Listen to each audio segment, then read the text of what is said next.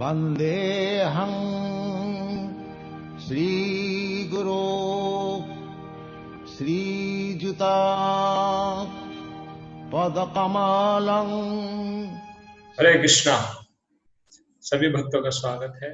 माधवेंद्र पुरी एक बहुत विशेष, इस गुरु परंपरा में बहुत विशेष एक रोल है। माधवाचार्य के संप्रदाय में माधवेंद्र पुरी का स्थान एक अद्वितीय स्थान है, क्योंकि माधवेंद्र पुरी के नाम से अभी तक ये जो परंपरा चली आ रही थी वो ब्रह्म संप्रदाय चला रहे हैं।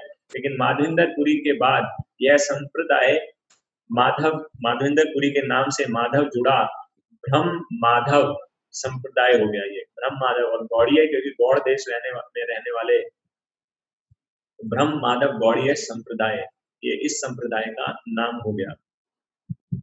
और माधवेंद्र पुरी की विशेषता ये थी, वो लक्ष्मीपति तीर्थ के शिष्य हैं, कि सबसे जो महत्वपूर्ण बात हुई, वो हमेशा भगवान के प्रेम में हमेशा डूबे रहते थे। इतना अधिक प्रेम था कि अगर वो काले बादल भी देख लेते थे तो उनको वो बेहोश हो जाते थे। उनको ऐसे लगता था भगवान श्री कृष्ण से रिजेंबल कर रहे हैं, तो उसी को देखकर वो बेहोश हो जाते थे। माधवेंद्र पुरी के कई शिष्य थे, उसमें से दो महत्वपूर्ण शिष्य जो जिनका नाम है अद्वैत आचार्य और ईश्वर पुरी, इनकी हम बाद में चर्चा करेंगे। और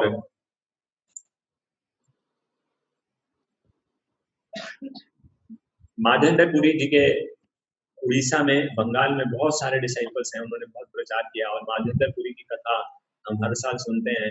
चंदन यात्रा के समय, जब चंदन यात्रा होती है, तब इनका विशेष कनेक्शन है। माधवेंद्र पुरी भ्रमण करते थे बहुत ज्यादा, एक स्थान से दूसरे स्थान पर भ्रमण करते करते वृंदावन आए।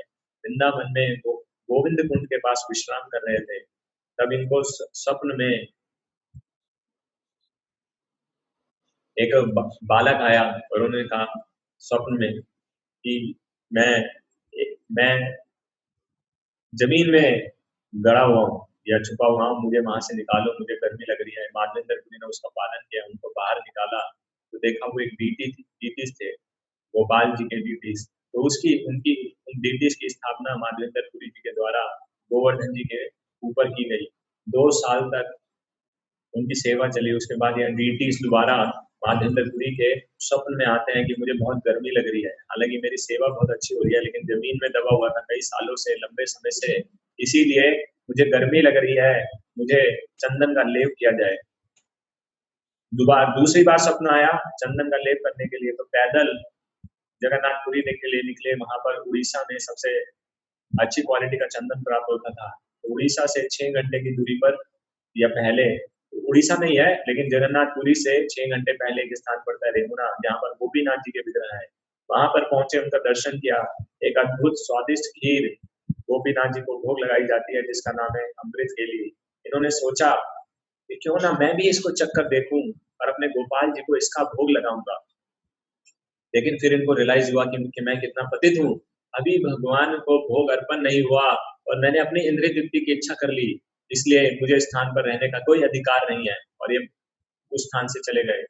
लेकिन गोपीनाथ जी अब पुजारी के स्वप्न में आते हैं और उनको बताते हैं कि मैंने अपने एक भक्त के लिए खीर का कटोरा छुपा रखा है, उसे बुलाओ और दो। तो इस प्रकार से माधवेंद्र पुरी की ख्याति बढ़ जाती है कि इनके लिए गोपीनाथ जी ने चोरी की और उनका नाम खीर चोर गोपीनाथ पड़ गया। बाद में ये जब चंदन लेकर वापस आते हैं गोपीनाथ जी का दर्शन करने के लिए, तब तीसरी बार गोपाल जी इनके स्वप्न में आते हैं और कहते हैं कि मुझ में और गोपीनाथ में कोई अंतर नहीं है, तो चंदन का लेप गोपीनाथ को ही कर दो, मुझे ठंडक प्राप्त हो जाएगी। और फिर तब से यह फेस्टिवल शुरू हुआ। वहां पर 40 दिन के लिए, 45 दिन के लिए मनाया जाता है। इस्कॉन के अंदर प्रभुपाद जी ने इसको 21 दिन के लिए रखा है, जो कि अक्षय तृतीया से शुरू होता है और उससे 21 दिन तक चलता है हर साल। जो भक्तों के पास मौका है। और एक इम्पोर्टेंट लेसन जो प्राप्त होता है कि श्री विग्रह में कोई भेद नहीं है, यानी भगवान की सेवा हम कहीं पर भी रहकर करें तो गुरु की आज्ञा महत्वपूर्ण है। जो हमको गुरु के आगे द्वारा, गुरु दाता देश, यानी जो स्थान जो सेवा दी जाती है उसको स्वीकार करना चाहिए। सभी सेवा समान है, भगवान उसको स्वीकार करते हैं और प्रसन्न होते हैं। माधवेंद्र पुरी जी का विशेष योगदान अगर कहा जाए तो इन्होंने इस माधवाचार्य संप्रदाय के अंदर, हालांकि वो अभी भी पूजा करते उडुपी कृष्ण की, बाल कृष्ण की, तो लेकिन जो लाइन अलग हुई माधवेंद्र पुरी जी से, वो लाइन माधुर्य रस, जो कि भगवान की भक्ति की जाती है, जिसमें राधा कृष्ण की पूजा अर्चना की जाती है। उससे पहले राधा कृष्ण की एक साथ पूजा नहीं की जाती थी। तो माधवेंद्र पुरी जी का योगदान है राधा कृष्ण की एक साथ पूजा अर्चना को स्टैब्लिश करने का। और माधुर्य रस का के विषय में ये उस माधुर्य रस की महिमा के विषय में बताने का।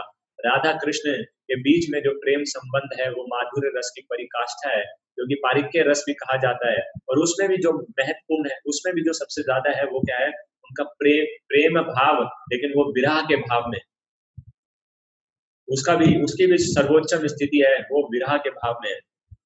और यही विरह का भाव जो कि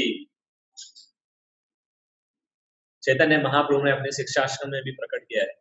युगायितं निमेषेण चक्षुषा प्राविशायितं शून्यायितं जगत् सर्वं गोविंद विरहेण मे। तो युगायितं निमेषेण चक्षुषा प्राविशायितं, एक एक पल एक एक युग के समान लगता है भगवान श्री कृष्ण के विरह में। और नैनों से अश्रुधारा बहती है, चक्षुओं से अश्रुधारा बहती है, ये भगवान की विरह है। लेकिन इसमें भगवान का स्मरण इतना ज्यादा है, इतना ज्यादा है कि विरह में भी साक्षात संग का अनुभव होता है। ये टॉप मोस्ट स्थिति है। तो ये सारे मूड का प्रचार, उसका ज्ञान, इसका इंट्रोडक्शन माधवाचार्य संप्रदाय में माधवेंद्र पुरी जी के द्वारा किया गया। और इसीलिए ये जो फिर ब्रह्म माधव गौड़ीय संप्रदाय में ये माधुर्य रस का के विषय में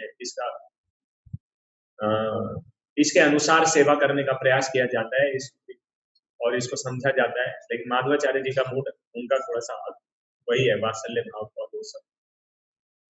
और ये विप्रलंबा में सेवा करना हाईएस्ट फॉर्म ऑफ परफेक्शन माना गया है माधुर्य भाव के अनुसार।